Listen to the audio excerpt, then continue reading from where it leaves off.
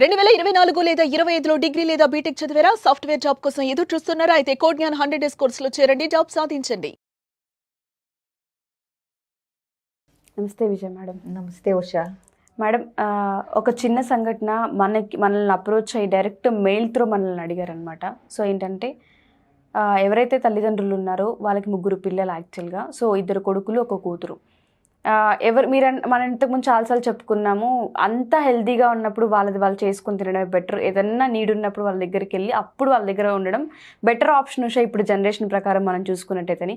So వాళ్ళు అదే లైఫ్ని లీడ్ చేశారు, కాకపోతే బిలో మిడిల్ క్లాస్ వీళ్ళు యాక్చువల్గా. సో వీళ్ళకి సంబంధించి ఆవిడకి ఏదో వాళ్ళ వైఫ్కి జబ్బు పడడం జరిగింది, ఎవరైతే అత్తగారు ఉన్నారో. ఆ ప్రాసెస్లో కొడుకులు 2 సరిగా చూసుకోకపోవడం, కోడలు కూడా చీచు అట్లా అనడం, అది చూసిన కూతురు కరిగిపోయి వాళ్ళ తల్లిదండ్రులను తీసుకొచ్చేసుకుంది. సో ఇప్పుడు ఏదైతే ఆస్తి పంపకాలు జరుగుతున్నాయో ఈ ప్రాసెస్లో ఎక్కువ వాట కూతురికి చూసుకుంటుంది కదా, ఇంకా చూసుకుంటుంది కదా అన్న ప్రాసెస్లో తనకి ఎక్కువ ఇవ్వాలని, కొడుకులకి కొంచెం తక్కువ ఇవ్వాలని ఆలోచన ఆ తల్లికి కానీ ఆ తండ్రికి కానీ ఉంది. సో ఆ ప్రాసెస్లో వీళ్ళైతే యాక్సెప్ట్ చేయట్లేదు దాన్ని ఏ విధంగా చూడొచ్చు అంటారు? అసలు ఆ తల్లిదండ్రులకి ఆ సజెషన్ని మీరు ఏ విధంగా ఇస్తారు? అసలు ఇలాంటి వాళ్ళకి సజెషన్స్తో సరిపోవషా, బాగా ఎవరన్నా ఉండి గట్టిగా ఏదన్నా బుద్ధి చెప్పాలి. ఇప్పుడు తల్లిదండ్రులను చూసుకోవాల్సిన బాధ్యత వాళ్ళకి ఆస్తిపాస్తులు ఉన్నాయా లేదా అన్న దానితో సంబంధం లేకుండా చూసుకోవాలి. అది నువ్వేమన్నావు, వాళ్ళు అంతా బాగున్నప్పుడు వాళ్ళు విడిగా ఉన్నారు, ఇవాళ ఆవిడికి జబ్బు మనిషి అయిన తర్వాత చేసుకోలేని పరిస్థితుల్లో కొడుకుల దగ్గరికి వచ్చారన్నావు, పైగా 2 కొడుకులు ఉన్నారన్నావు. సో ఈ బిలో మిడిల్ క్లాస్ అయ్యేసరికి ఏమవుతుందంటే అన్ని పనులు కోడళ్ళే చేయాల్సి వస్తుంది. పని మనిషి అనేది ఉండదు, ప్రత్యేకించి ఉండదు. కానీ ఎవరి స్తోమతకు తగ్గట్టు వాళ్ళు మనుషుల్ని చూసుకోగలగాలి. అంటే డబ్బు ఉంటేనే అమ్మా నాన్నలను చూస్తాం, డబ్బు లేకపోతే మేము చేయలేము చాకరీ అనటానికి కుదరదు. మరి ఇన్ని రోజులు ఆవిడ పెంచి పెద్ద చేసినప్పుడు కూడా అదే బిలో మిడిల్ క్లాస్ లెవెల్లో అదే అన్ని పనులు చేసే కొడుకుల్ని పెంచారు కదా, పెంచారు. వాళ్ళు కూడా చక్కగా కాలానికి తగ్గట్టుగా పెళ్ళిళ్ళు చేశాం కదా, 2 కొడుకులు ఉన్నారని చెప్పి వెళ్ళి ఉండిపోకుండా వాళ్ళు బ్రతకగలిగినంత కాలం స్వశక్తి మీద బ్రతికారు. ఇప్పుడు ఆవిడ చేసుకోలేకపోతున్నారు కాబట్టి తప్పక వీళ్ళ దగ్గరికి వచ్చారు. ఉన్నంతలో బాగా చూసుకోగలగాలి. అవసరమైతే గనక కోడళ్ళిద్దరూ ఒక దగ్గరే ఉంటే గనక ఒకే ఊర్లో కానీ ఒకే ప్లేస్లో కానీ ఒకే ఇంట్లో కానీ పక్క ఇళ్లల్లో కానీ ఉంటుంటే గనక కొన్ని బాధ్యతలు 2 పంచుకోవటం, కొన్ని రోజులు నువ్వు ఈ పనులు చెయ్యి, నేను ఈ పనులు చేస్తాను, లేదా నువ్వు ఇట్లా చెయ్యి, నేను ఇట్లా చేస్తాను అని సర్దుకుపోయి అత్తగారిని మామగారిని ఎలా ఉన్నంతలో బెటర్గా చూసుకోవాలనే కాన్సెప్ట్తో ఉండాలి తప్పితే మేము చాకరీ చేయలేము మేము అంటే ఇంకా వాళ్ళకి చేసేదేం ఉండదు. ఇంకా అంటే బుద్ధి లేని వాళ్ళకి మనం ఎంత చెప్పినా అది వాళ్ళ బుర్రలోకి ఎక్కదు. ఇంకొకటి ఉషా, ఎప్పుడైనా నేను గమనించింది ఏంటంటే కోడళ్ళు రెస్పాన్సిబిలిటీస్ సరిగ్గా తీసుకోవట్లేదు అని అంటే అందులో ముఖ్య పాత్ర కొడుకులదే ఉంటుంది, భర్తదే ఉంటుంది. వాళ్ళు గనక తల్లిదండ్రులకి సరైన గౌరవ మర్యాదలు ఇచ్చి మా వాళ్ళు చేసుకోలేకపోతున్నారు, వాళ్ళ కష్టం నేను చూడలేను అనేది అసలు ముందు కొడుకుంటే కోడలు తిన్నగా ఉంటుంది. ఎప్పుడైతే కొడుకుకే అంత పట్టింపు లేదో, నిర్లక్ష్య భావన ధోరణి ఉందో, కోడళ్ళకి ఆటోమేటిక్గా స్లోగా ఇదివరకు బాధ్యత ప్రకారం చేసే కోడళ్ళు కూడా స్లోగా ఎప్పుడైతే కొడుకు సరిగ్గా చూడట్లేదు, కొడుకుకి అంత లక్ష్యం లేదు అని తెలిసిందో కోడళ్ళలో కూడా స్టార్ట్ అవుతుంది. ఆ ఉన్న బాధ్యత ఇవన్నీ పోతాయి. సో కోడళ్ళు సరిగ్గా చూడట్లేదు అత్తమామల్ని అన్నప్పుడు నేనైతే ఎప్పుడు దానికి కారణం భర్తే, కొడుకే అని చెప్తాను, సగం పైగా. ఎందుకంటే కొడుకిచ్చే మర్యాదను బట్టే కోడలకు ఒక రకమైన అంటే తిన్నగా బిహేవ్ చేయగలగటం అనేది అలవాటు అవుతుంది డే 1 నుంచి. సో పెళ్ళైన తర్వాత తల్లిదండ్రులు కూడా నాకు చాలా ముఖ్యం నీతో పాటు అనేది భర్త భార్యకి క్లియర్ కట్గా బిహేవియర్లో కానీ మాటల్లో కానీ ఏదో ఒక రూపంలో తెలియపరచాలి. నాకు వాళ్ళు చాలా ముఖ్యం, నన్ను కష్టపడి పెంచి పెద్ద చేశారు, వాళ్ళని చూసుకోవాల్సిన బాధ్యత నాదే అనేది ఇతనికి ఒక క్లారిటీ ఉంటే వాళ్ళు కూడా తిన్నగానే ఉంటారు. సో ఇక్కడ కోడళ్ళు చూడట్లేదు అనే కంటే కొడుకుల బాధ్యత ఎక్కువ ఉంటుందని నేను అంటాను. ఇంకొకటి, ఇప్పుడు నువ్వు చెప్పిన కేసులో సరే కోడళ్ళు కొడుకులు సరిగ్గా చూసుకోవట్లేదు, వాళ్ళ దుస్థితి చూసి బాధపడిన కూతురు తీసుకెళ్ళినప్పుడు సపోజ్ 4 ఎకరాలు ఉన్నాయి అనుకుందాం, ఒక్కొక్క ఎకరం కొడుక్కిచ్చి 2 ఎకరాలు కూతురికి ఇద్దాము, ఇప్పుడు ఆఖరి దశలో కష్టాన్ని చూసి తనే తీసుకొచ్చింది కదా అనే భావన ఉండొచ్చు. సో ఇట్లా ఉన్నప్పుడు అది తండ్రి కష్టార్జితం అయితే గనక, అంటే ఆయనే కష్టపడి ఆ 4 ఎకరాలు సంపాదిస్తే తాతలు ఇచ్చింది కాకుండా అసలు వీళ్ళకి నోరెత్తే రైటే లేదు.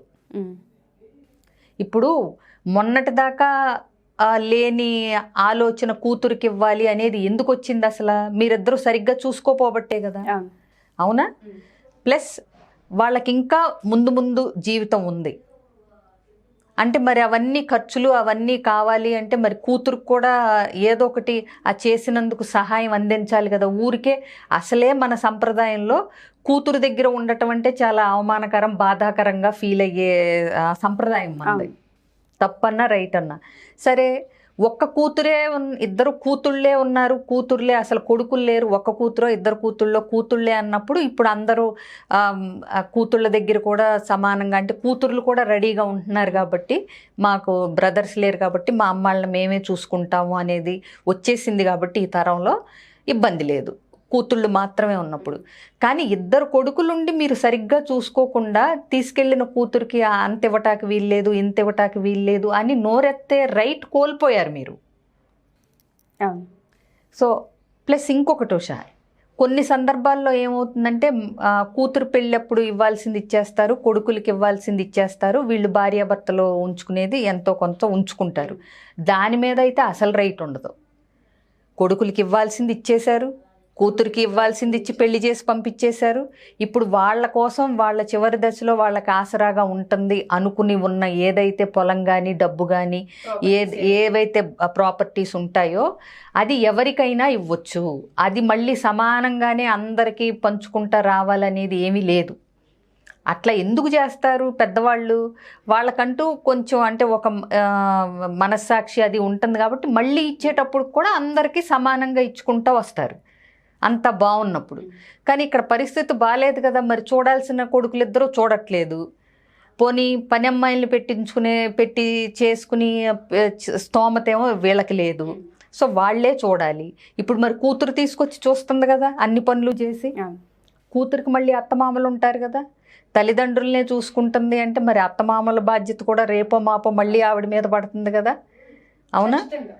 ఇన్ని ఆలోచించి మీరు ఇవన్నీ ఏం ఆలోచించకుండా, అంటే ఇప్పుడు 2 కొడుకులుండి చెల్లెలు కప్పు చెప్పారో లేకపోతే అక్క కప్పు చెప్పారో ఆ వెరపు లేకుండా ఈ పొలాల దగ్గరికి ప్రాపర్టీస్ దగ్గరికి వచ్చేదానికి మాత్రం ముందుకు వచ్చేస్తారు. సో ఎవరికైనా ఇప్పుడు అదే తంతుగా ఉంది. సో పొలాలు ప్రాపర్టీసు డబ్బులు పంచుకునేటప్పుడు బాధ్యతలు కూడా పంచుకోవాలనేది వాళ్ళకి తెలిసి తీరాలి కదా. అది కూడా తెలవని మూర్ఖులకు మనం ఏం చెప్పలేం. ఏదైనా సరే ఇప్పటికైనా బుద్ధి తెచ్చుకుని తల్లిదండ్రుల్ని బాగా చూసుకున్నాక అడగండి, పోని మేము చూసాము మాకు ఇవ్వండి అని. బిలో మిడిల్ క్లాస్ అంటున్నావు కాబట్టి వాళ్ళకి ఖర్చులు ఉంటాయి, తప్పు పట్టట్లేదు నేను.